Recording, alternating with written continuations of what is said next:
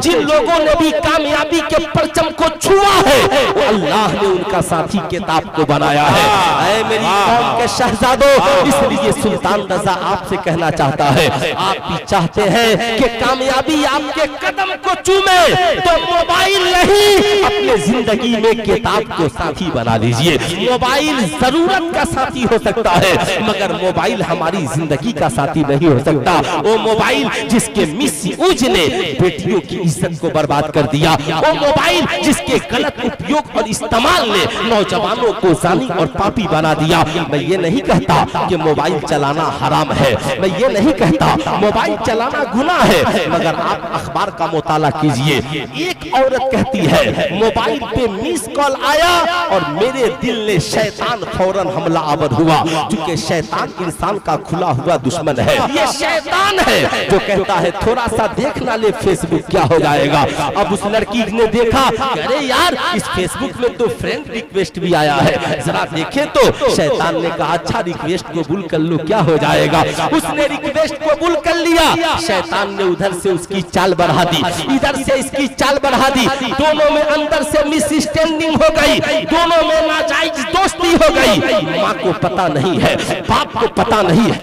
अल्लाह ने उस कौम की हालत नहीं बदली, अल्लाह ने उस कौम की हालत नहीं बदली, न हो एहसास जिसे खुद अपनी हालत के बदलने का। मैं कभी हुजूर की सीरत पढ़ता हूँ और डॉक्टर इकबाल के उस शेर को पढ़ता हूँ कि ये शहादत गहे उल्फत में है कदम रखना, लोग आसान समझते हैं मुसलमान होना। तुम सैयद भी हो, मिर्जा भी हो, अफगान भी हो, सच बताओ कि क्या तुम मुसलमान भी हो। ज़बाने पढ़ भी लिया ला इला तो क्या हासिल, दिलो निगाह मुसलमान नहीं तो कुछ भी नहीं। हजरात ये जलसे बड़ी मेहनत से वजूद में आते हैं। मुझे लगता है कि शायद 2026 में किसी जलसे वाले ने इतना फोन किया होगा और इतने मैसेज डाले होंगे जितना हजरत अल्लामा मौलाना अख्तर हुसैन अलीमी साहब किबला ने डाले हैं। अल्लाह रब्बुल इज्जत इन्हें सलामत रखे। ये दौर दौरे इल्हाद है, दौरे इर्तिदाद है। सोशल मीडिया की जहरीली हवाओं ने, ए बेटा ए बच्चा अब आप अपनी तकरीर खत्म कर लीजिए थोड़ी देर, और इधर जरा सा सामने ये जो कुर्सियां खाली हैं, मैं आप लोगों को तो चैलेंज से नहीं कह सकता, बाबू चश्मा आपका बहुत अच्छा है माशाअल्लाह, इससे रात में भी दिखता है और दिन में भी दिखता है। आप देख नहीं रहे हमारी कौम के बच्चों के सरों से टोपियां उतर रही है, बेटियों के सरों से दुपट्टा उतर रहा है। नौजवान बैठकर नहीं बल्कि खड़े होकर के खाना खा रहे हैं और पानी पी रहे हैं। मर्द औरत बनने के लिए परेशान है, औरत मर्द बनने के लिए परेशान है। हम जिन्स एक दूसरे से शादी ब्याह के चक्कर में पड़े हुए हैं। पूरे मुल्क में तो दो ही बातें चर्चे में है, एक हिंदू मुसलमान और दूसरा लिविंग रिलेशनशिप। अगर ए बच्चाए कहाँ जा रहे हैं, अभी तो अब जलसा शुरू हुआ। ये छोटे छोटे बच्चे हमारी कौम के मुस्तकबिल हैं, हमें उन्हें भी सिखाना है, उन्हें भी समझाना है। जब ये आ गए हैं तो इंशाअल्लाह ये बैठे। दुनिया में इस वक्त जितने मसाइल हैं, यूरोप से लेकर के इंडिया तक, इंडिया से लेकर यूरोप तक जितना समाज बिगड़ा हुआ है, क्या आपको लगता है कि आपके नजदीक इससे भी ज्यादा बिगड़ा हुआ माहौल कभी होगा? तो हमारे उलमा कहेंगे हाँ सुल्तान रजा, इससे भी बिगड़ा हुआ माहौल था, जहां जुल्मत कदा तारीख था और सख्त काला था। कोई पर्दे से क्या निकला के घर घर में उजाला था। मियां याद की परेशानियां कम है जो परेशानियां अबू जहल के जमाने में थी। वो परेशानियां जब हमारे आका इस खाके गीती पर तशरीफ ले आए। आप जरा उस दौर को याद करें जब शराब आम था, जना आम था, जुआ आम था, कत्लो गारत गरी आम थी, बेटियां जिंदा दफन की जाती थी, जानवरों की जगह इंसानों की मंडियां लगती थी और इंसान गुलाम बना करके बेच दिए जाते थे।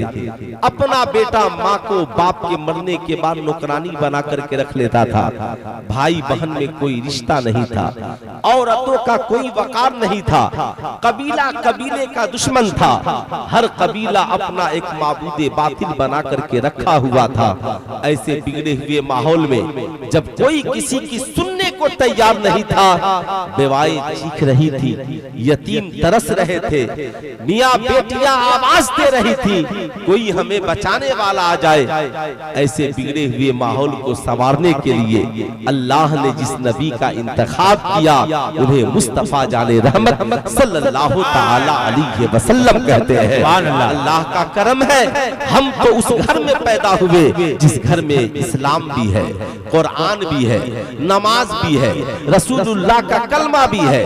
हम उस दौर में पैदा हुए जब हमारी रहबरी के लिए कुरान मौजूद है, रसूलुल्लाह की सीरत मौजूद है, हमारी तबलीग के लिए जगह जगह ये उलमा की अजीम टोलियां मौजूद हैं। हमारी माँ भी कलमा पढ़ना जानती है, हमारे वालिद भी कलमा पढ़ने वाले हैं, हमारे भाई बहन भी इस्लाम से कुछ ताल्लुक रखते हैं। हमारे पास तालीम के लिए दारुल उलूम साबरिया कंजुल ईमान जैसा एक अजीम प्लेटफॉर्म मौजूद है। जरा सा सोचिए उस वक्त जब कोई ये बताने वाला नहीं था कि पानी हमें कैसे पीना है, खाना हमें कैसे खाना है, हमें जिंदगी कैसे गुजारनी है। ऐसे बिगड़े हुए माहौल में नबी ने आखिर कैसे तबलीग की होगी, जरा सा सोचे। एक हक व सदाकत की तबलीग के बदले में 3 साल शोबे अबी तालिब में नबी को कैद कर दिया गया।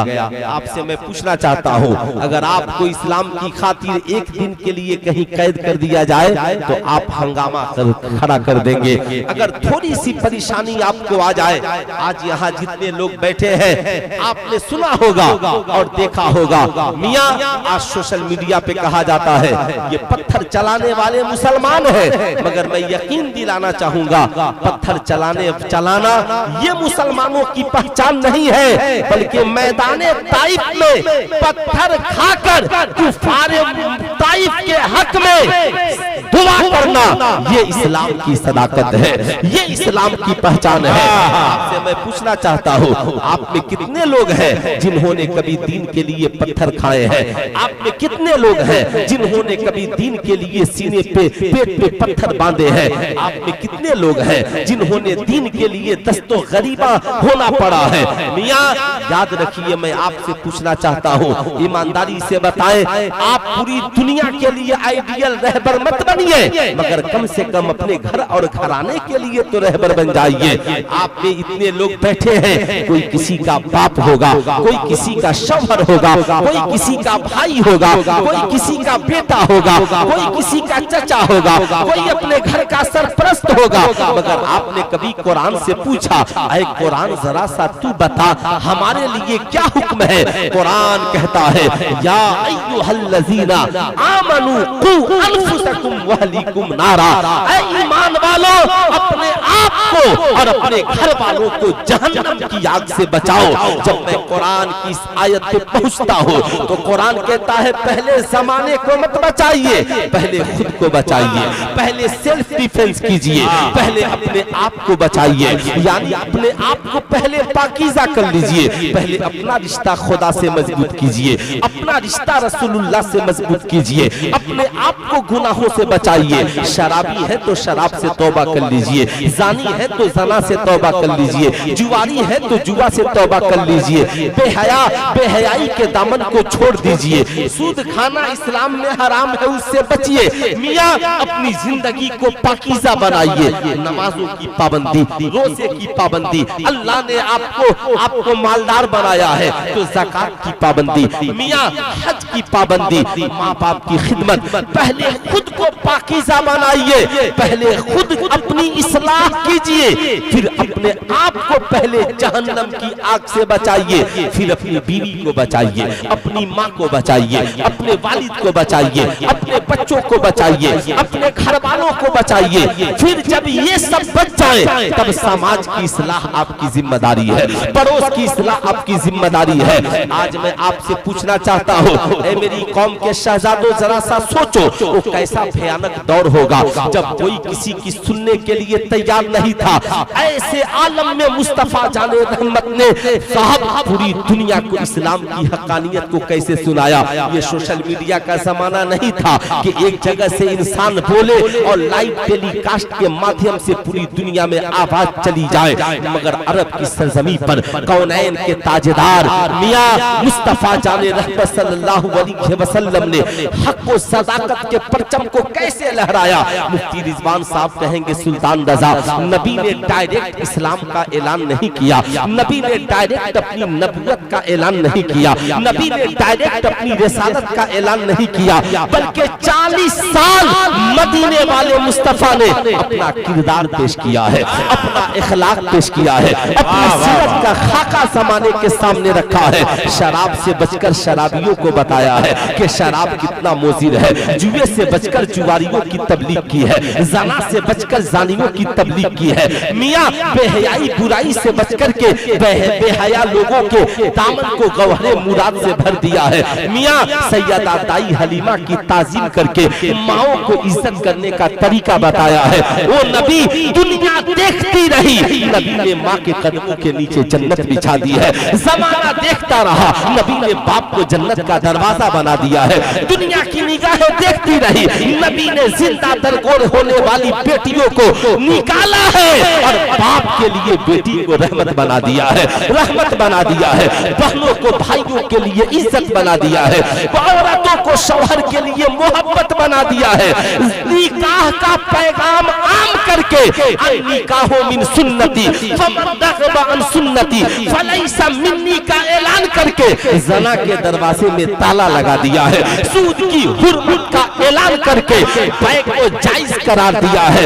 जमाना जिस शराब को पी करके बहक रहा था, नबी ने उस शराब खाने पे ताला लगाया और कहा, रब ने कहा, महबूब आपके मानने वाले आपसे पूछते हैं जुआ और शराब के बारे में, बता दीजिए फीहिमा इस्मुन कबीर, इन दोनों में बड़ा गुनाह है। नबी ने ऐलान जब फरमाया शराब पीना हराम है, मालूम है जिस जिसके कानों तक ये आवाज पहुंची कि मदीने वाले मुस्तफा ने कहा है शराब पीना हराम है, शराब के मटके तोड़ दिए गए, शराब को नालियों में बहा दिया गया। जिनके पेट में शराब थे उन्होंने उंगलियां डाल करके उल्टी कर दी। जमाना शराब से पाक हो गया, मियाँ लोग शराब से दूर हो गए। आज भी मजहब किसी का हो, लेकिन सब जानते हैं शराब पीना गलत है। मियाँ मैं जायज नाजायज की बात नहीं करता, इस्लाम है जिसने कहा शराब पीना कल भी हराम था, शराब पीना आज भी हराम है, इसलिए कि शराब तमाम बुराइयों की जड़ है। मैंने अपने एक दोस्त से पूछा, यार ये बता शराब पीना ज्यादा नुकसानदेह है या गोश्त खाना ज्यादा नुकसानदेह है? बोला नहीं यार, ये तो शराब पीना ज्यादा नुकसानदेह है। मैंने कहा पाबंदी तो शराब पे लगनी चाहिए, लेकिन ताज्जुब की बात है जिस दौर में इंसानों से ज्यादा जानवरों की अहमियत दी जाने लगे, जानवरों की अहमियत दी जाने लगे, इंसान को इंसानियत के मेयार से गिराया जाने लगे, तो फिर डॉक्टर इकबाल की वो आवाज आसमानों से जाकर टकराती है, वो अंधेरा ही भला था कि कदम राह पर थे, रोशनी लाई है मंजिल से बहुत दूर है। वाह वाह वाह, नारे तकबीर, नारे रिसालत। अब आप हजरात बताएं, तकरीर सुनेंगे? कितने लोग सुनेंगे? जरा पीछे तक हाथ उठाइए, सारे लोग सुनेंगे? अब मेरी एक गुजारिश है, इंशाल्लाह मेरी तकरीर इसी के इर्द गिर्द होगी। एक गुजारिश थोड़ी सी, जो लोग बहुत दूर बैठे हैं थोड़ी थोड़ी सी करीब हो जाइए। माशाल्लाह 2-4 कदम है ना, माशाल्लाह कुर्सियां लेकर के आ जाइए 2-4 लोग। और ये जो 2-4 कुर्सियां आगे खाली हैं, अगर पीछे से कुछ नौजवान आगे आ जाते तो मेरी आंखों को क्या कहते हैं, तस्कीन हो जाती है ना। मुझे ये लगता कि अल्लामा अख्तर हुसैन अलीमी साहब किबला के दियारे पुरबहार में फकीर तकरीर कर रहा है। माशाअल्लाह यहाँ से कछौचा शरीफ भी करीब है, अंबेडकर नगर भी करीब है ना, यहाँ से आजमगढ़ भी करीब है। माशाअल्लाह ये इलाका मियाँ अल्लामा अब्दुल मुस्तफा आजमी को कौन नहीं जानता। मियाँ आप जरा सा सोचिए कि आप किस जमी के रहने वाले हैं, वो अल्लामा अब्दुल मुस्तफा आजमी कौन नहीं जानता। मियाँ अभी इस दौर में जहाँ पर आप जीवित और जिंदा है, इंशाअल्लाह इस हवाले से मेरी गुफ्तगू होगी, इसलिए मैं कहूँगा जरा सा हाँ माशाअल्लाह थोड़ी सी मोहब्बत पैदा करें। ए बेटा, ए बच्चा बैठ जाओ, अच्छा से बैठो। वो बैठने का तरीका नहीं है, जब कहीं जाए अच्छा से बैठे। याद रखें आपको अपनी इज्जत का ख्याल खुद करना होगा, जमाना आपकी इज्जत का ख्याल नहीं करेगा। मैं अपनी माँ बहनों से भी कहूँगा, आप भी गौर से सुनिए, आप जब तक अपना रिस्पेक्ट खुद नहीं करेंगे, अपनी इज्जत खुद नहीं करेंगे, अपने वकार का ख्याल खुद नहीं करेंगे, जमाना आपकी इज्जत नहीं करने वाला। अगर आप चाहते हैं कि आपकी इज्जत हो तो पहले खुद अपनी इज्जत करना सीखिए, अपने को अच्छा बनाइए, अपने को नेक बनाइए, अपने को साफ सुथरा बनाइए।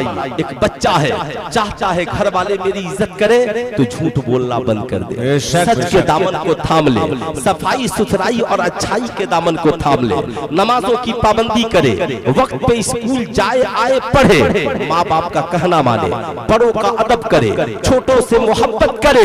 फिर देखिए माँ भी उसे अपना कहेगी, स्कूल में टीचर भी उसे अपना कहेगा, भाई बहन भी उसे अपना कहेंगे। मगर वही नौ वही बच्चा दिन भर मोबाइल चलाए, छिछोरा पनी करे, झूठ बोले, स्कूल जाने में आनाकानी करे, जहाँ जाए वहीं पे खुराफात करता रहे, तो सारे लोग उसे नफरत कहेंगे। टीचर कहेगा लड़का तो है मगर बड़ा शरीर है, माँ कहेगी मेरा बेटा बड़ा बदमाश है। जाहिर सी बात है, इसलिए ये जितने छोटे बच्चे हैं आप क्या समझते हैं, आइए मैं आपको याद दिलाना चाहूंगा, दुनिया के सबसे कामयाब इंसान का नाम क्या है?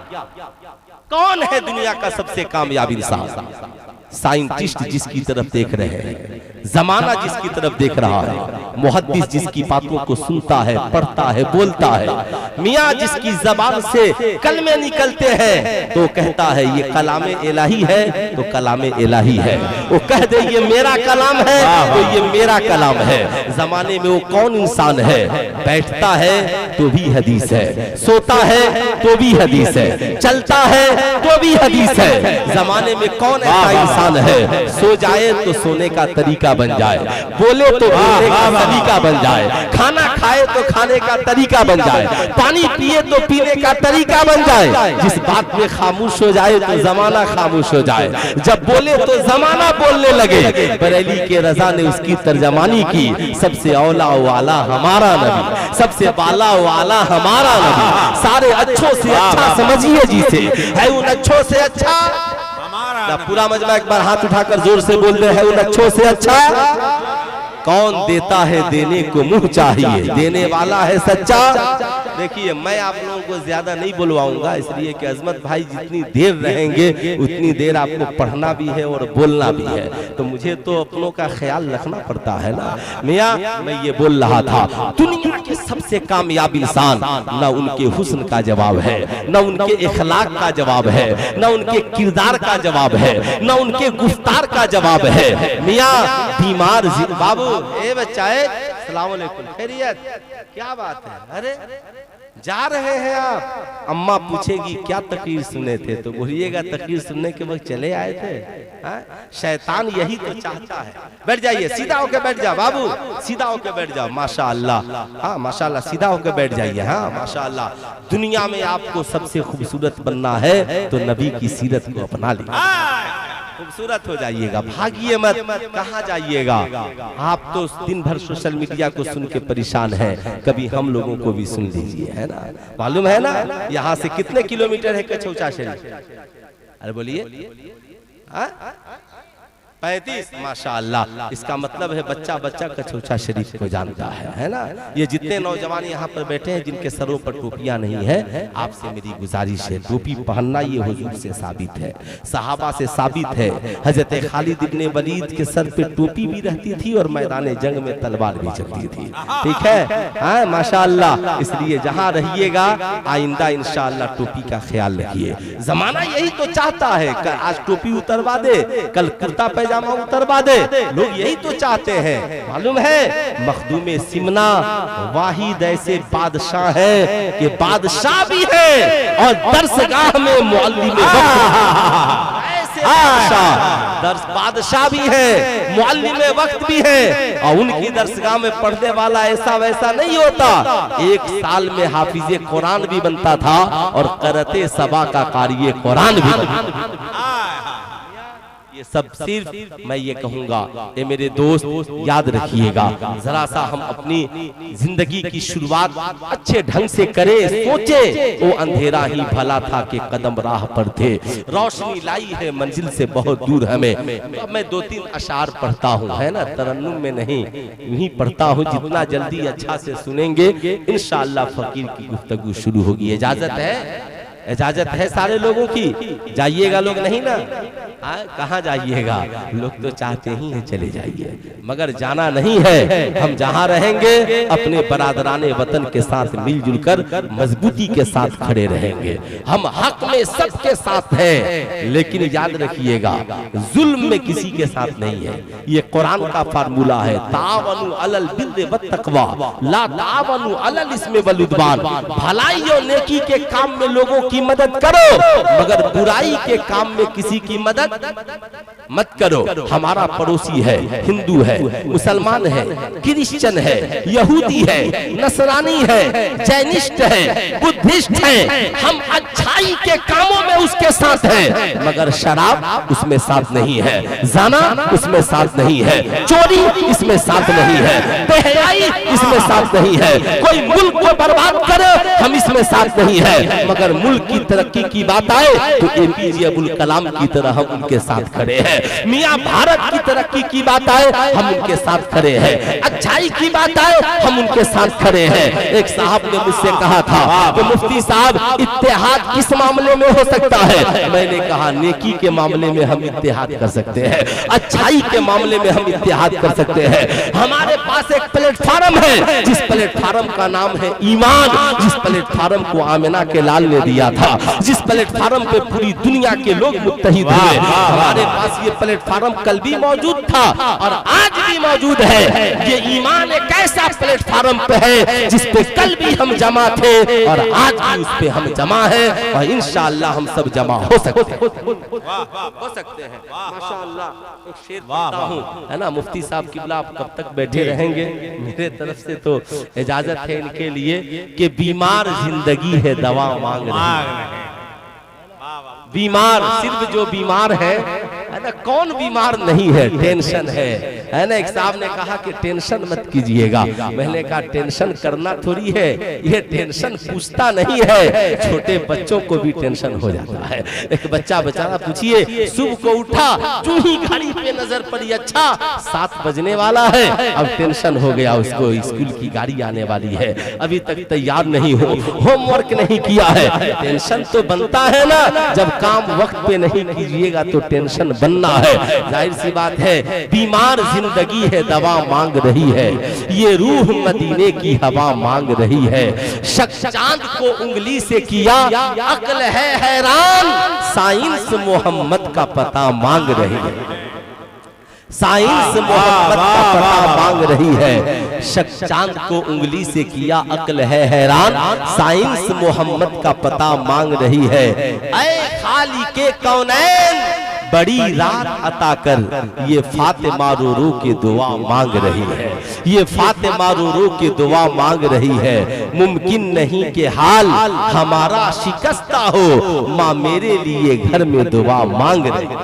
माँ मेरे लिए घर में दुआ मांग रही है। आइए मियाँ हम उस नबी की बारगाह में चलते हैं जो रहबरे आजम बनकर आए हैं, हादिये दो आलम बनकर आए हैं, कौनैन के ताजेदार बनकर आए हैं, जो नबी सारी दुनिया के रहबर और रहनुमा बनकर के आए हैं। आखिर अल्लाह ने उस नबी का साथी किसे बनाया? कौन है नबी का साथी? अल्लाह ने जब नबी को आसमान से जमीन पर भेजा तो आखिर उनका साथी कौन है? क्या कोई इंसान बनकर आया? क्या कोई फरिश्ता बनकर आया?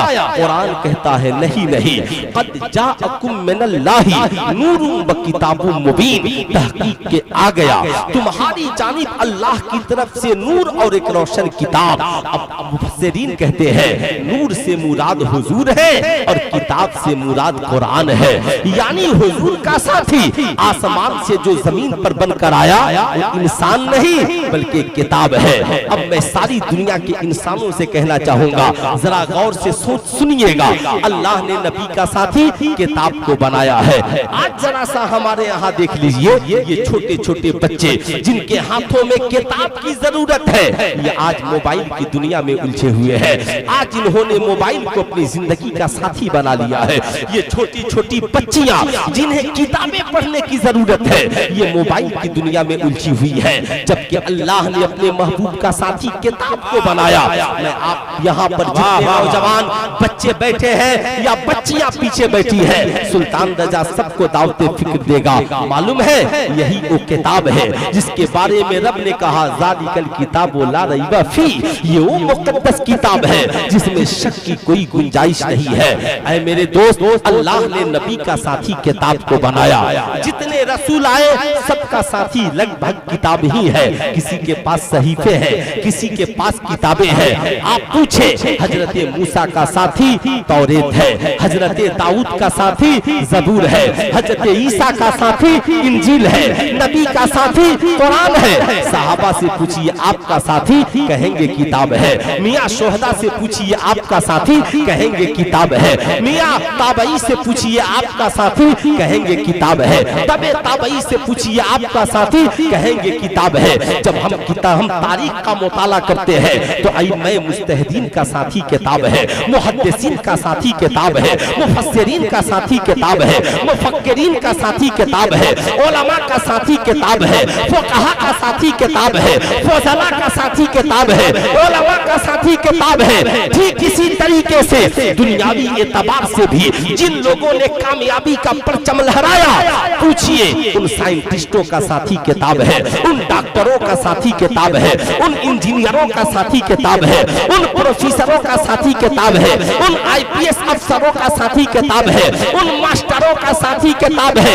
आज भी नीट क्वालिफाई करने वाले स्टूडेंट छात्राओं का साथी किताब है। सुल्तान रजा पूछना चाहता है दीनी एतबार से या दुनियावी एतबार से जिन लोगों ने भी कामयाबी के परचम को छुआ है, वो अल्लाह ने उनका साथी किताब को बनाया है।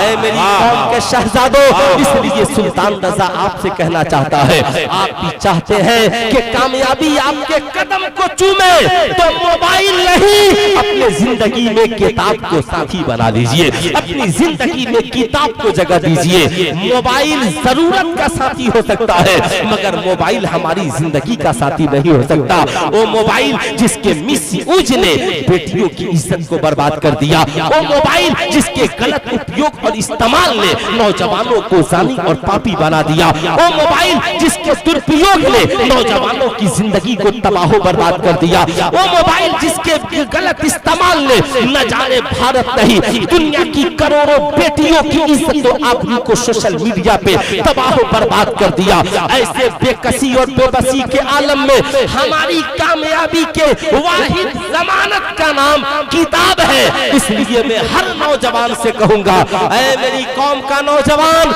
मोबाइल से रिश्ता तोड़िए, किताब से रिश्ता जोड़िए, ताकि आपकी दुनिया भी हसीन हो और आखिरत भी हसीन। वाह वाह वाह वाह। तो कितने नौजवान हैं, कितने नौजवान जो चाहते हैं उनकी जिंदगी कामयाब हो, वो मोबाइल से नहीं आज से किताब से दोस्ती करेंगे।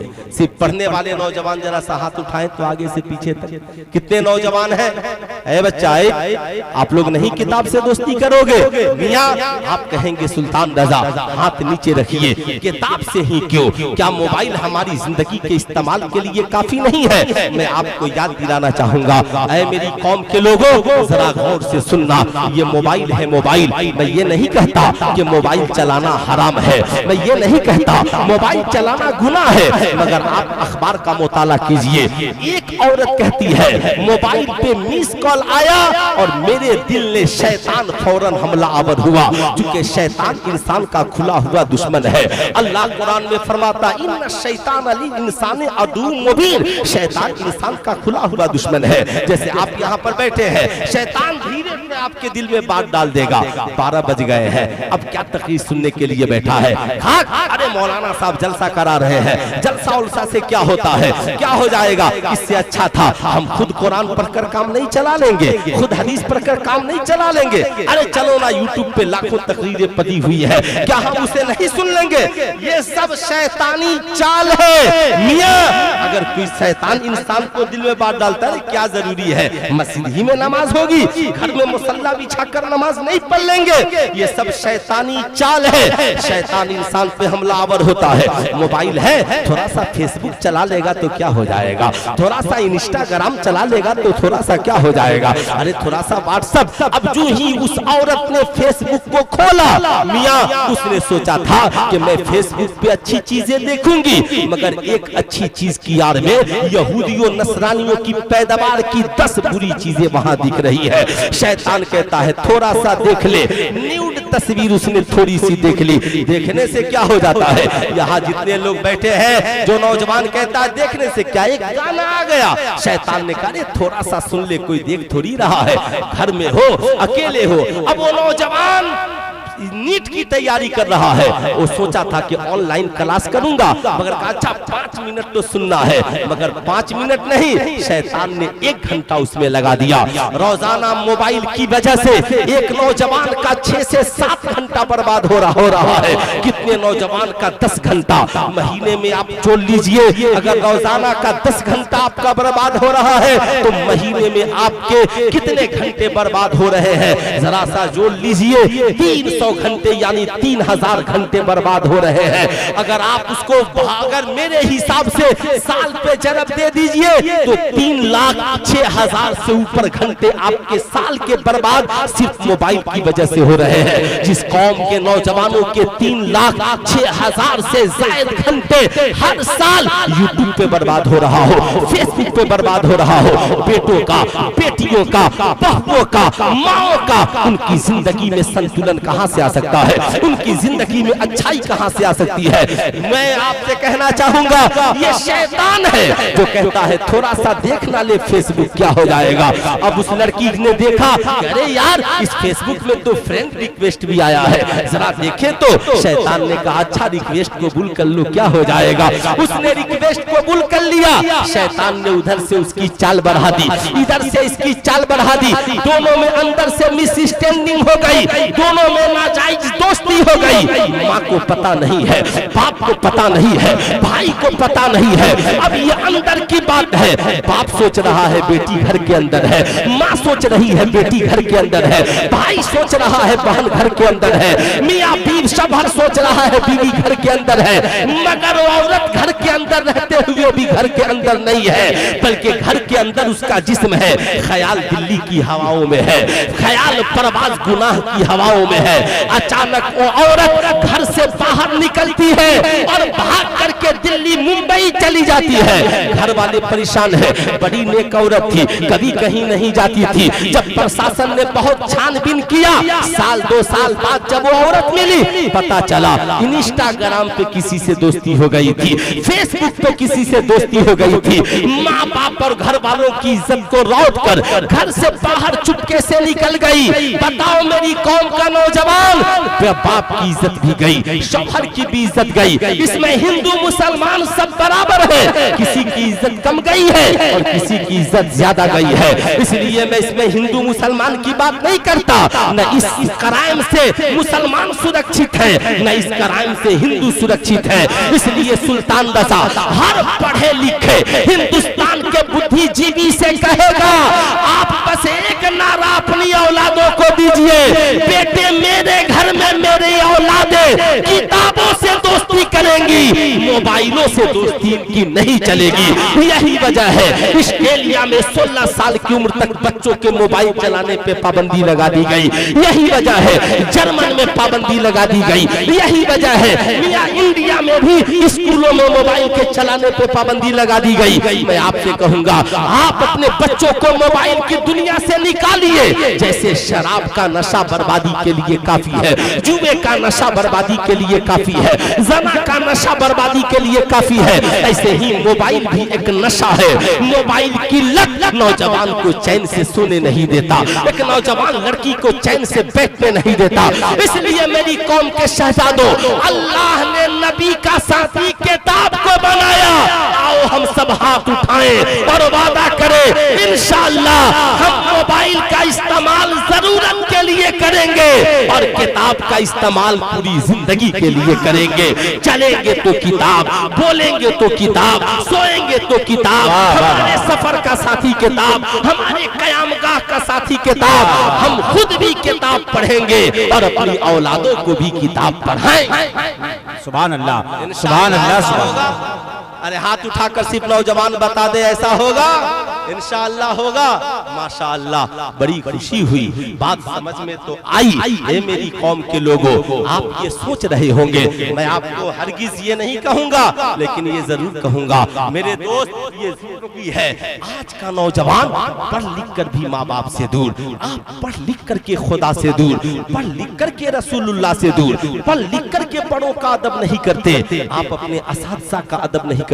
किस माहौल में हम जी रहे हैं, कहां पर जीवित और जिंदा है। आज माँ बाप का भी हाल बहुत बुरा है। मैं आपसे कहना चाहूंगा, एक ही नबी है मगर उनकी सीरत सबके लिए काफी है। एक ही नबी है, एक ही नबी, एक ही नबी। सहाबा को उनकी सीरत चाहिए, शोहदा को उनकी सीरत चाहिए, औलिया को उनकी सीरत चाहिए, मुफस्सिरीन को उनकी सीरत चाहिए, मुहद्दिसीन को उनकी सीरत चाहिए।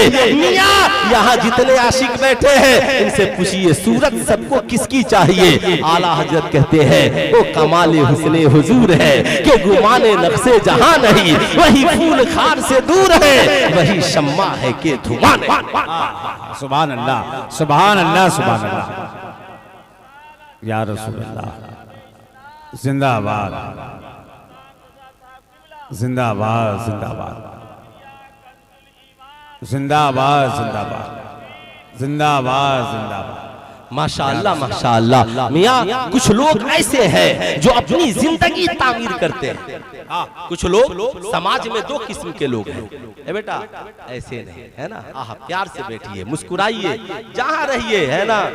मेरे क्लास में चाहे हिंदू बच्चे हो या मुसलमान, है ना।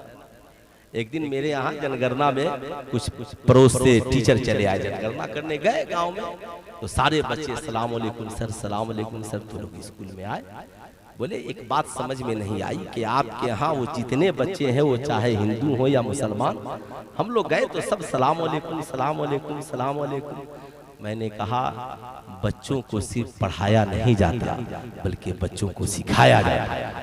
पढ़ाई तो हो ही जाएगी, है ना, है ना, पढ़ाई तो हो ही जाएगी।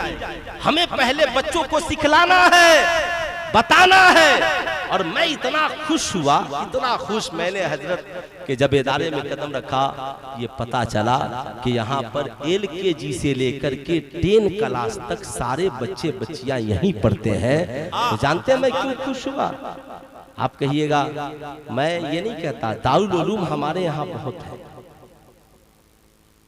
बहुत है, हम वहां बच्चों को पढ़ा लेंगे, लेकिन दारुल उलूम के साथ साथ हमारी कौम के तमाम तालीमी सिस्टम का निज़ाम अगर यहाँ और ऐसे मुखलिस उलमा की निगरानी में हो तो हमारा यकीन बन जाता है कि यहाँ पढ़ने वाले बच्चे कभी जिंदगी में शराबी नहीं बनेंगे, कभी जिंदगी में जानी नहीं बनेंगे, इंशाअल्लाह ये पापी अपराधी नहीं बनेंगे, ये मदर्स डे के रोज नाचने वाले नहीं, बल्कि इन्हें पता होगा माँ के कदमों के नीचे जन्नत। आज मियाँ रोना तो इसी बात का है, मेरे चूंकि मैं सरकारी स्कूल में टीचर हूँ और मदरसा इदारा भी अपना है, सब कुछ है। एक दिन मेरे स्कूल में चूंकि छोटे बच्चे एकदम बिल्कुल ये होते हैं ना, ओ बड़े जिनको जो बोलना है बोलेंगे, तो एक छोटी बच्ची थी, उसने कही कि एक बात कही कि सर एक बात बताइए, पूछूं? गुस्सा नहीं रहिएगा, बोला नहीं, बोला कि ये जो दाढ़ी आप रखे हैं ये क्यों रखे? ये उसका सवाल था। अब इसे घबराना नहीं है, उसने कहा दाढ़ी क्यों रखे हैं, इससे आपको परेशानी नहीं होती? तो मैंने उससे कहा कि ये बताओ, बच्चे बाल छोटा रखते हैं और बच्चियां बाल बड़ी रखती हैं। बोले कि हाँ रखते तो हैं। मैंने कहा बताओ, बाल दोनों रखते हैं मगर बच्चियों के बाल बहुत घने लंबे होते हैं, उससे कोई परेशानी? कहा नहीं, उससे तो बहुत अच्छा लगता है, उससे खूबसूरती बढ़ जाती है। मैंने कहा ऐसे ही दाढ़ी रखने से हम इल्म वालों की खूबसूरती बढ़ जाती है। नारे तकबीर, नारे रिसालत, मसलके आला हजरत वलमाए अहले सुन्नत, दारुल साबिरिया कंजुल ईमान। उस बच्ची ने कहा कि सर, चूंकि वो तो मुस्लिम थी नहीं, मैंने उसे बताया कि देखो तुमने देखा होगा बड़े बड़े साइंटिस्ट दाढ़ी रखते हैं, कहाँ रखते हैं? मैंने कहा ऋषि मुनि दाढ़ी रखते हैं, कहाँ रखते हैं? मैंने कहा ये दाढ़ी रखना दुनिया के सबसे कामयाब इंसान और सबसे हसीन इंसान की सुन्नत। सुभान अल्लाह। आज बड़ा अफसोस, हमारी कौम की बेटियों को दाढ़ी पसंद नहीं। कितनी बच्चियां हैं, नौजवान हैं जो कहते हैं दाढ़ी हमें पसंद नहीं। माज़अल्लाह अगर किसी ने दाढ़ी रख ली तो कहते हैं यार आपके चेहरे पे दाढ़ी अच्छी नहीं लग रही है। माज़अल्लाह, दाढ़ी की तौहीन कुफ्र है, याद रखिएगा। मैं आपसे पूछना चाहता हूँ, दुनिया के सबसे हसीन इंसान है हुजूर, और हुजूर के चेहरे पे दाढ़ी है कि नहीं है?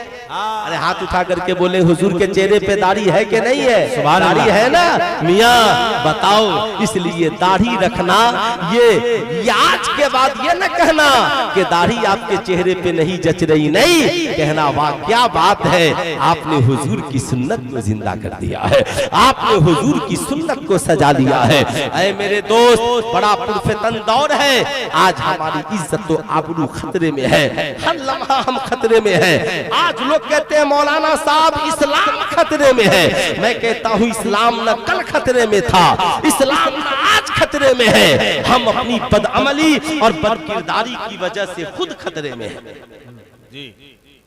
खुद खतरे में हैं।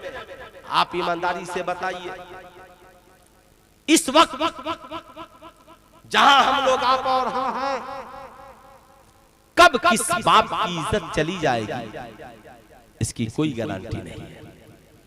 कब किसका बेटा शराबी बन जाएगा, जुआरी बन जाएगा, इसकी कोई गारंटी नहीं।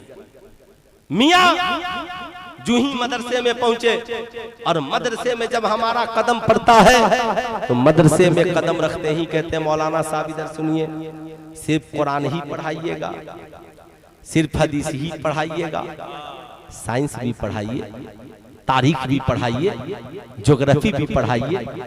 मैंने कहा बेशक हमें वो बजट दीजिए, हम पढ़ाने के लिए तैयार हैं, हमें बजट दीजिए। हमारे पास तो हिफ्ज़े कुरान के लिए बजट नहीं है। ये उलमा अगर भीख नहीं मांगे और रमजान में चंदा नहीं करे तो मुझे लगता है कि मदरसों में ताला लग जाएगा। बुरा मत मानिएगा। एक बात बताइए, एक पीर साहब के 1 लाख मुरीद एक तरफ और तन्हा मदरसे से फारिग होने वाला एक हाफिज़े कुरान एक तरफ, क्या बात? ये लाखों मुरीद अपनी जिंदगी बदल पाएंगे कि नहीं इसकी गारंटी नहीं है। मगर मदरसे से फारिग होने वाला एक हाफिज कुरान, एक आलिम दीन अपनी भी जिंदगी बदलेगा और लाखों मुसलमानों की जिंदगी में इनकलाब। आज जो माहौल और सिस्टम बिगड़ा है, आज सारी दुनिया की निगाहों में मदरसे हैं, मगर मैं आपसे पूछना चाहता हूं मदरसों में हमारी कौम के कितने परसेंट बच्चे पढ़ते हैं? कितने परसेंट? 1% बच्चे भी नहीं पढ़ते। 99% बच्चे स्कूल और कॉलेज में पढ़ते हैं। मदरसे क्यों बने और स्कूल क्यों बने? दोनों का मकसद अलग अलग है। मदरसे इसलिए बने ताकि यहाँ हाफिज बनाए जाए, आलिम बनाए जाए, कारी बनाए जाए, और स्कूल इसलिए बने ताकि वहाँ बच्चे पढ़कर मैट्रिक करें, इंटर करें, बीए करें, बीएड करें, नीट क्वालिफाई करें, मास्टर बने, डॉक्टर बने, इंजीनियर बने, प्रोफेसर बने, और माशाअल्लाह है ना सबके दिलों की धड़कन शायर इस्लाम अजमत रजा भागलपुरी साहब तशरीफ ले आए। नारा लगा दीजिए, नारे रिसालत वलमाए अहले सुन्नत, शोराए अहले सुन्नत, जनाबे अस्मत रजा भागलपुरी, दारुल साबिरिया कंजुल ईमान। माशाअल्लाह, टेंशन मत लीजिए, ये बनारस से पान खा करके सब आए, ठीक है। माशाअल्लाह माशाअल्लाह। तो आप ये मत समझिए कि ये आ गए तो मैं भाग करके चला जाऊंगा, इनसे पूछिए इजाजत है? माशाअल्लाह माशाअल्लाह। बड़ी आज तक किसी एक साहब ने मुझसे पूछा कि आज तक आपका किसी शायर से झगड़ा नहीं हुआ। मैंने कहा हमको तो भाई आप ही की इस्लाह से फुर्सत नहीं है, शायरों की क्या इस्लाह करें, मगर इतना तो जरूर कहूंगा कि अहले इल्म की कदर कीजिए। हम लोगों का स्टेज जाहिलों से भरता चला जा रहा है, इसलिए इन उलमा की कदर कीजिए और ऐसे बावकार आलिमों को बुलवा कर जलसों में खिताब करवाइए और आप बदलिए, है ना, वरना यहाँ पर अब मुफ्ती नहीं, यहाँ बाबाओं की जगह हो जाए। हंसिए मत, जो ज्यादा हंसता है ना वो बहुत रोता है ना, बहुत रोता है। तो मैं ये अर्ज कर रहा था मेरे दोस्त, एक है मदरसा और एक है स्कूल। मदरसे इसलिए बने ताकि हाफिज आलिम बनाए जाए।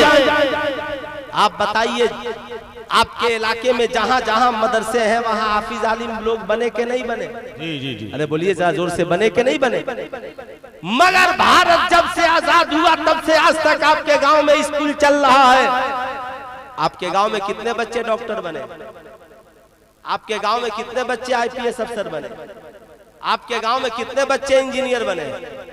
आपके गांव में कितने बच्चे यूपीएससी और बीपीएससी क्वालिफाई करके आला अधिकारी बने हैं? आपके पूरे खानदान में कोई बच्चा एसपी है? कोई बड़ा वकील है? आपके पूरे गांव में कोई जज है? क्यों? क्या कहिएगा कि स्कूल में पढ़ाई नहीं होती है?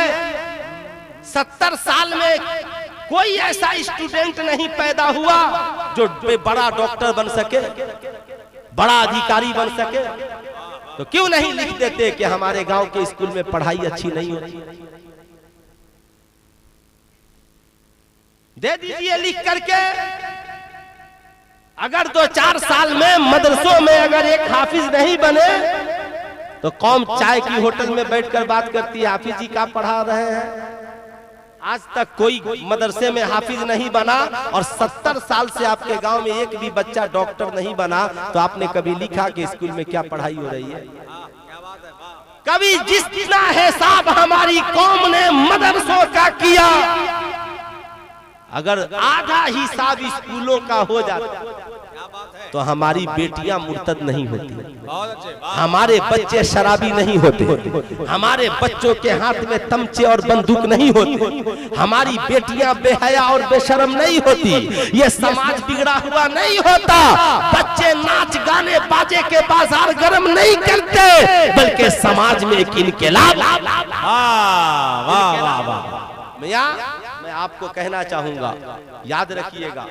आप बताएं, आप कभी उस बाप से मिले हैं जो बाप रो रहा हो और ये कह रहा हो? अभी अजमत भाई और हम लोग 1 जून को बिहार के एक जलसे में थे, तो ये तो भाई हजरत हैं, अब इनके पहले बाद में तो बोलना बहुत मुश्किल काम है ना। तो हम लोग जा रहे थे तो बेचारा एक आदमी पीछे बैठा था, बोला हजरत मैं 2 घंटा से इस इंतजार में बैठा हूँ कि आपसे 2 मिनट बात कर सकूं। मैंने कहा बोलिए। बोला हजरत मेरा बेटा जो है वो नशा का शिकार हो गया और आज उसको बड़ी समझा बुझाकर मैं सुना हूं कि आप आ रहे हैं तो जलसे में लेकर के आया। हजरत मैंने उसे नशा मुक्ति केंद्र में भी दाखिल कराया था, मगर आज थोड़ी सी तकरीर करके वादा करवा दें ताकि आज के बाद कभी शराब ना पिए, वो नशा का आदी न बने।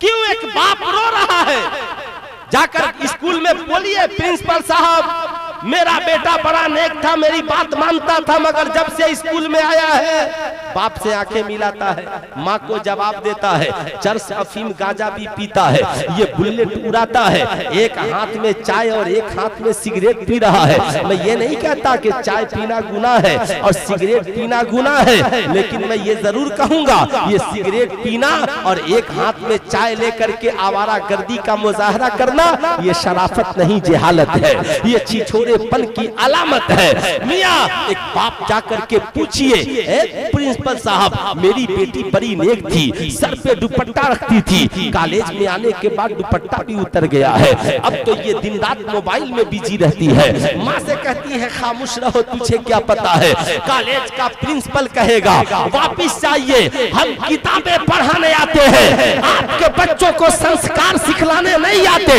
हम उन्हें मैथ पढ़ाएंगे, इंग्लिश पढ़ाएंगे, तारीख पढ़ाएंगे, ज्योग्राफी पढ़ाएंगे, किताबों की बात कीजिए। आपका बच्चा शराबी बने हमें क्या लेना देना, आपकी बेटी आवारा गर्दी करे हमें क्या लेना देना, आपका बेटा जुआ खेले हमें क्या लेना देना।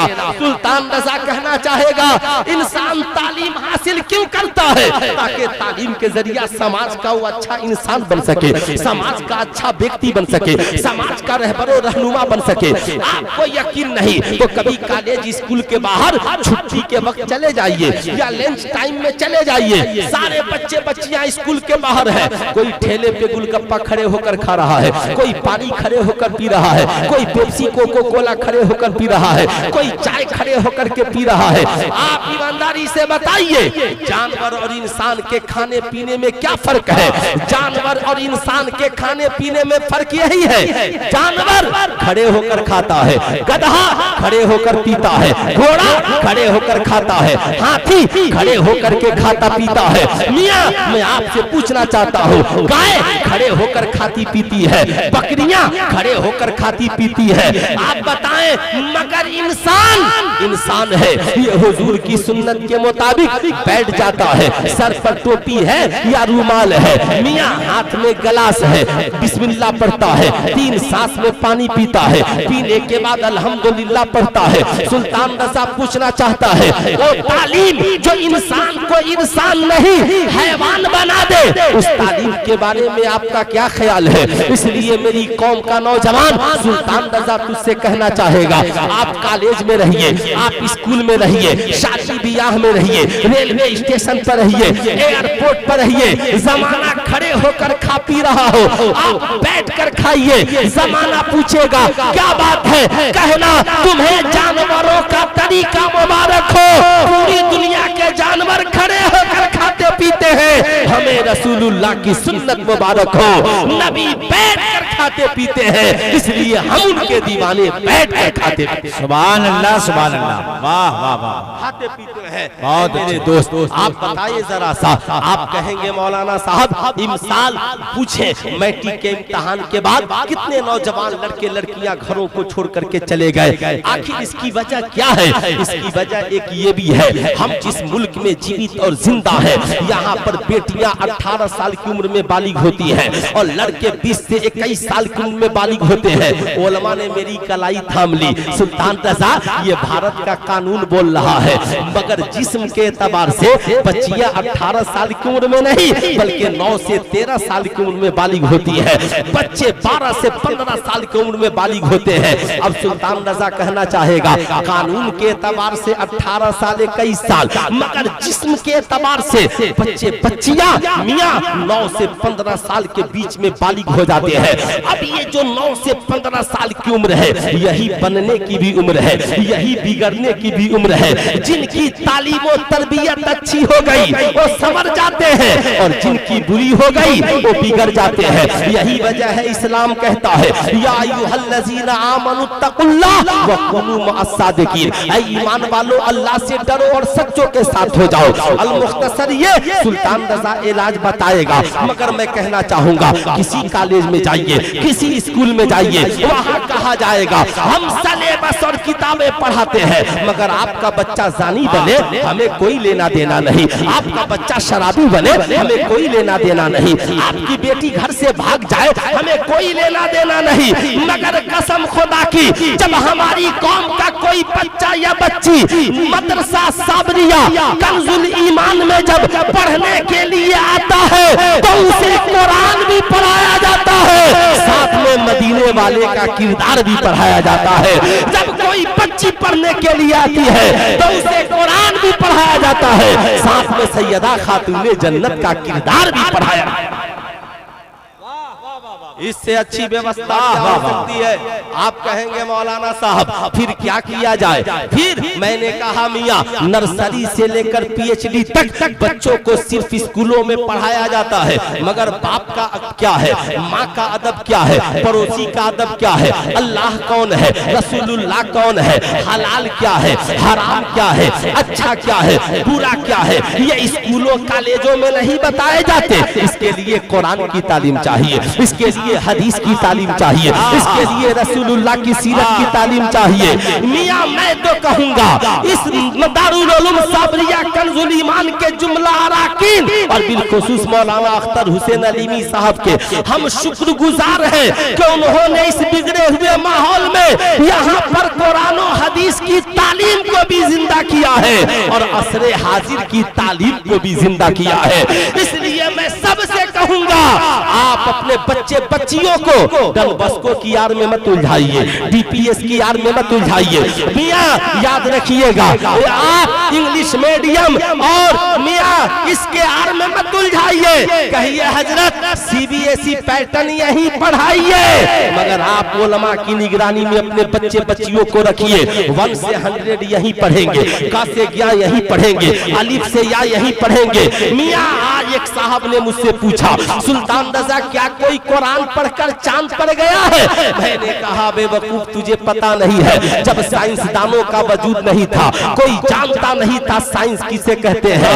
अरे कुरान ही पढ़कर इंसान चांद पर गया है। अभी अमेरिका में साइंस का वजूद नहीं है, अभी नासा का वजूद नहीं है। 1450 बरस पहले कुरान कहता है वल कमरी इज़्ज़त बसक लतरकबुन्ना तबकन अन तबक फमा लहुम ला युमिनून। कसम है उस चमकते चांद की, एक जमाना आएगा लोग सवारी बनाएंगे चांद के ऊपर चले जाएंगे। फमा लहुम ला युमिनून, चांद पे जाने वालों ईमान क्यों नहीं लाते?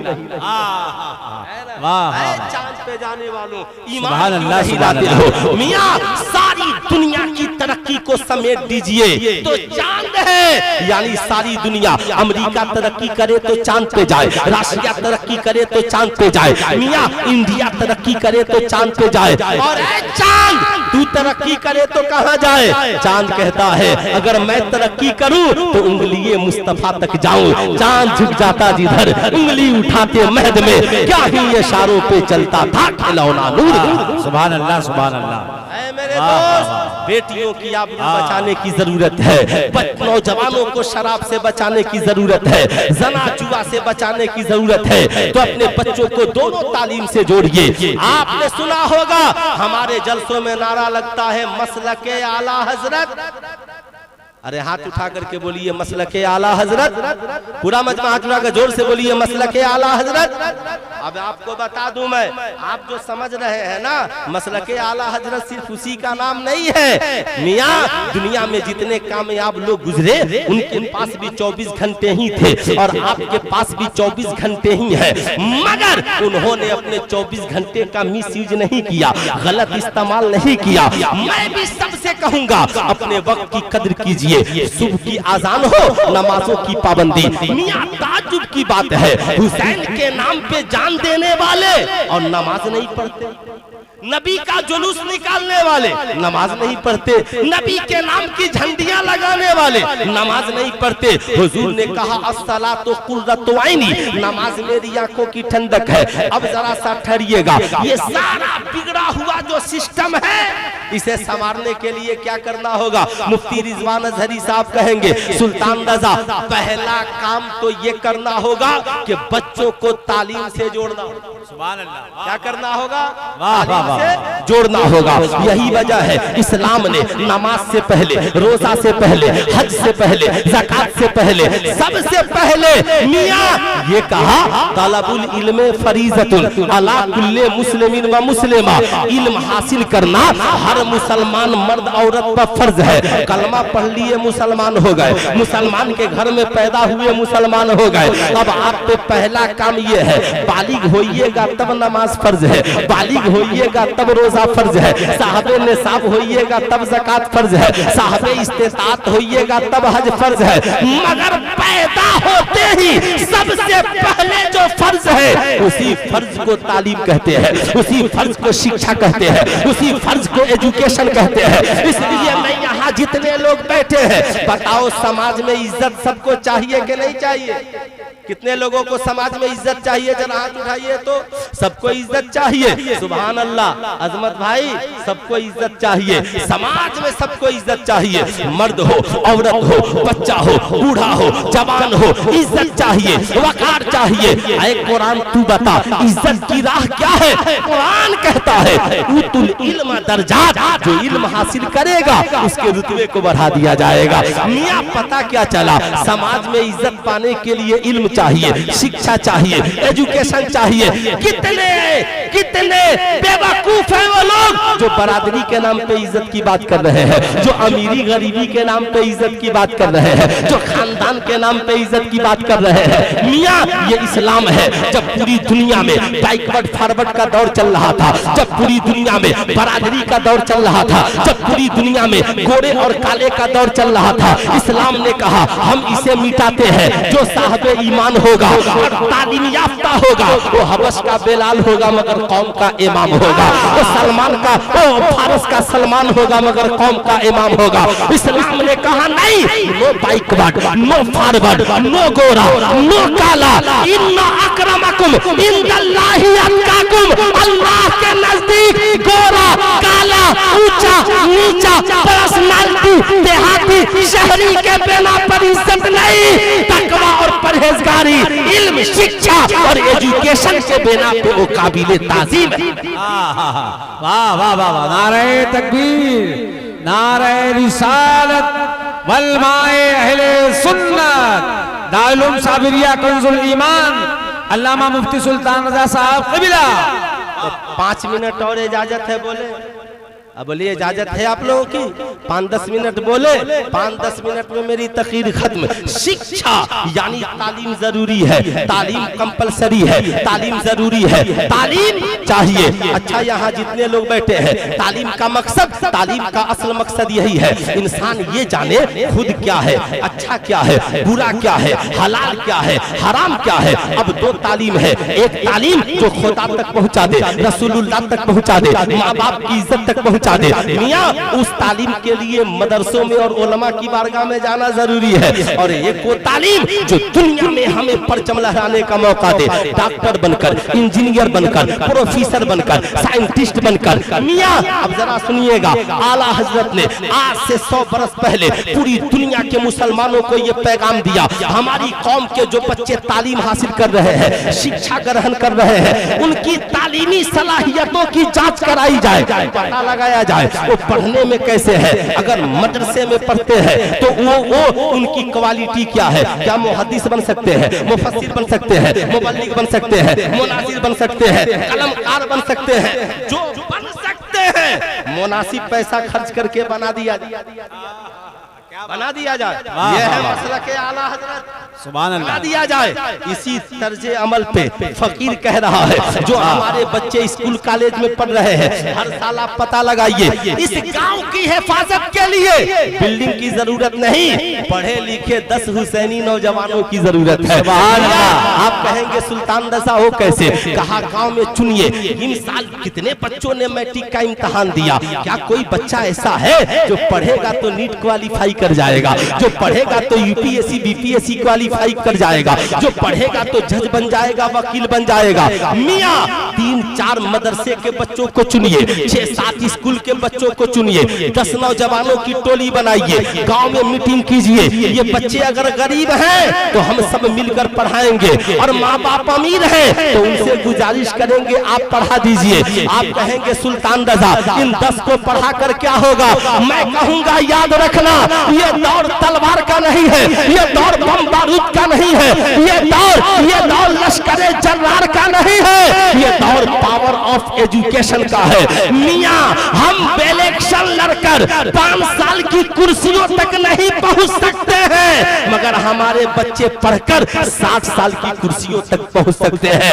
इसलिए मैं कहूंगा कम से कम 10 बच्चों को पूरे गांव वाले मिलकर दारुल उलूम साबरिया कंजुल ईमान के बैनर तले चुनिए। कोई बच्चा 10 साल बाद जज बने, कोई बच्चा वकील बने, कोई बच्चा डॉक्टर बने, कोई बच्चा इंजीनियर बने, कोई बच्चा एसपी डीएम दारोगा बने, कोई मियां बीएसएफ में जाए, कोई मियां जहां नौकरी मिले करे, कोई बड़ा आलिम बने, कोई बेहतरीन हाफिज बने, कोई मुनासिर बने, जानते हैं कोई कौम का बड़ा लीडर बने। 10 साल बाद जब ये बनेंगे तो कोई माँ के कदमों के नीचे जन्नत बिछा रहा होगा, तो कोई बॉर्डर पे मुल्क की इज्जत बचा रहा होगा, कोई माँ बहनों की इज्जत की हिफाजत कर रहा होगा, तो कोई बैठकर कचहरी में मुकदमे का फैसला सुना रहा होगा। जमाना आपके गांव की तरफ देखने से पहले कहेगा उस गांव की तरफ निगाहें मत डालना, वो जज साहब का गांव है, वो एसपी साहब का गांव है, वो डीएम साहब का गांव है, वो बड़े मौलाना साहब का गांव है। उस गांव का मिजाज बदल गया है, उस गांव की पहचान बिल्डिंग और दौलत से नहीं, उस गांव की पहचान इल्म और एजुकेशन। वाह वाह वाह वाह, क्या ऐसा होना चाहिए। सुभान अल्लाह सुभान अल्लाह। अरे हाथ उठा करके बोलिए ऐसा होना चाहिए। तो जितने नौजवान पढ़ने वाले हैं आज ही आपको सोच लेना है कि हमें कुछ बनना है, अपने घर के लिए, खानदान के लिए, मुल्क के लिए, कौम के लिए, मजहब व मिल्लत के लिए, लेकिन बनना है। हर हाल में माँ बाप की खिदमत करनी है। इसलिए हजरत बायजीद बुस्तामी से किसी ने पूछा आप अल्लाह के वली कैसे बने, कहा माँ की दुआओं ने मुझे अल्लाह का वली बना दिया है। ऐ मेरे दोस्त, यही वजह है कुरान ने कहा हल यस्तविल लजीना यालमून वल लजीना ला यालमून, तुम क्या समझते हो इल्म वाले और बगैर इल्म वाले दोनों बराबर? ऐसा नहीं हो सकता। मेरे दोस्त पहले बच्चों को पढ़ाइए। क्या करना है हमें? हाथ उठाकर बोले पहले बच्चों को क्या करना है? पढ़ाना है। और बच्चे जब 7 साल के हो जाएं तो शरीयत कहती है पहले उन्हें नमाज पढ़ना सिखाना। नमाज क्यों? कुरान कहता है इन्नस सलात तन्हा अनिल फहशाए वल मुनकर, बेशक नमाज बेहयाई और बुरी बातों से रोक देती है। इसलिए हर मुसलमान मर्द औरत से मैं कहूंगा तालीम के बाद पहला काम हमें यही है, खुद भी नमाज पढ़े और अपनी औलादों को भी नमाजी इंशाअल्लाह नमाज पढ़ेंगे। अरे हाथ उठाकर बोले इंशाअल्लाह नमाज पढ़ेंगे। करबला में हुसैन की नमाज नहीं छूटी, हम हुसैनियों की नमाज कैसे छूटेगी? रात गुजर जाती सैयदा की इबादत खत्म नहीं होती, उनके मानने वाली बहु बेटियों की इबादतें कैसे छूटेंगी? ऐ मेरे दोस्त याद रखिएगा, हम कुछ लोग अपनी जिंदगी तामीर करते हैं, मगर मौलाना अख्तर हुसैन अलीमी साहब और जामिया साबरिया कंजुल ईमान के अराकीन पूरी कौम व मिल्लत की जिंदगी तामीर कर रहे हैं। आपके घर की छत की ढलाई हो या ना हो, लेकिन साबरिया कंजुल उलूम के छत की ढलाई होनी चाहिए कि नहीं होनी चाहिए? अरे हाथ उठाकर पूरा मजमा बोलिए होनी चाहिए कि नहीं होनी चाहिए? होनी चाहिए ना। इसलिए आप लोग हजरत से कहिए हजरत मेरे घर में ईंट बाद में लगेगी, बोलिए कितने सीमेंट चाहिए, कितना बालू चाहिए, कितना सरिया चाहिए, कितना पैसा चाहिए? क्यों? मियाँ जब इस छत की ढलाई होगी तो इसके नीचे हमारी बेटियों की मुस्तकबिल संवरेगी, हमारे बच्चों की आने वाली जिंदगी संवरेगी, हमारी नस्लें इसमें बढ़ करके आबाद होंगी। इसलिए लोग अपने लिए घर बनाते हैं, मगर मौलाना अख्तर हुसैन अलीमी साहब और इस इदारे के जुमला अरकान पूरी कौम व मिल्लत के लिए काम कर रहे हैं। तो इंशाअल्लाह आप लोग का ताउन होगा ना? अरे आप लोग मदद करेंगे ना इस इदारे में? हाथ उठा करके बोलिए मुस्कुराते हुए, करेंगे ना इंशाअल्लाह? अभी मैं आपसे चंदा नहीं मांगूंगा, लेकिन हजरत जब चले जाएं तो मांगने की जरूरत नहीं पड़े, फिर कभी ये बुलाएं। अभी आपके यहाँ माशाल्लाह इदारा बहुत अच्छा है, लेकिन मैं चाहता हूँ हर रूम अच्छा हो, हर ये अच्छा हो। आपके इस साल ये अहद कर दीजिए कि 2026 से 27 तक जो लोग अपने बाप दादा के नाम पे 40वां और बरसी में लाख के लाख खर्च करते हैं, मत कीजिए।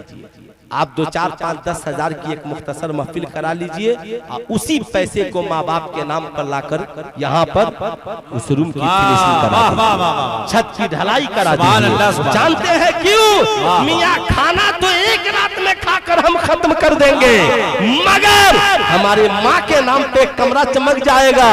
जब तक बेटे बेटियां पढ़ती रहेंगी तब तक उनकी कब्र में नूर ही नूर होता रहेगा। इसलिए इंशाअल्लाह अमल होगा, इंशाअल्लाह अमल होगा। बीमार जिंदगी है दवा मांग रही है, ये रूह मदीने की हवा मांग रही है। शक चांद को उंगली से किया अक्ल है हैरान, साइंस मोहम्मद का पता मांग रही है। ऐ खालिके कौनैन बड़ी रात अता कर, ये फातिमा रो रो के दुआ मांग रही है। मुमकिन नहीं कि हाल हमारा शिकस्ता हो, माँ मेरे लिए घर में दुआ मांग रही है। जिंदगी बाकी मुलाकात बाकी, पूरा मजमा मिलकर पढ़ लीजिए अस्तगफिरुल्लाह रब्बी मिन कुल्ली ज़ंबी व अतूबु इलैहि। पढ़ लीजिए ला इलाहा इल्लल्लाह मुहम्मदुर रसूलुल्लाह सल्लल्लाहु अलैहि वसल्लम। मैंने बड़ी लंबी तकरीर कर दी, इसके लिए माजरत। क्या बात कर रहे हैं?